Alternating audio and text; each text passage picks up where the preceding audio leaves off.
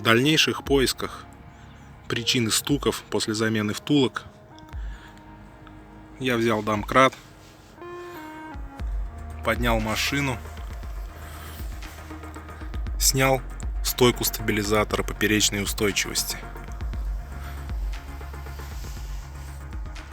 Вот так поставил на пенечек машинку. Конечно, перед тем, как производить такую работу, я заказал вот такие стойки стабилизатора. Это CTR-ки.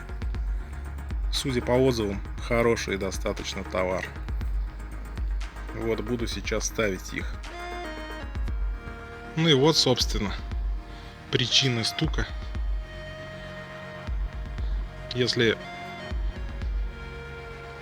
нижняя еще более-менее работала как-то, но по крайней мере люфта нет, то верхнее крепление просто болтается. Я не знаю, передаст камера, нет, звук. Вот она и причина, скорее всего. А вот и весь инструмент, который мне понадобился. Это, собственно, ключ на 16, металлическая щетка. Как всегда, мой любимый мультитул с набором бит, потому что там нужен шестигранник. Кому интересно, можете посмотреть обзор на этот мультитул. Достаточно подробно я делал обзор. Оставлю ссылочку в описании на этот видос. Перчатки и вот такая жижа из магазина Светофор для обработки резьбы, чтобы лучше откручивалась. Кстати, стояла старая стойка, тоже CTR-ка. Может быть, прежний владелец их уже менял, но это точно не оригинал.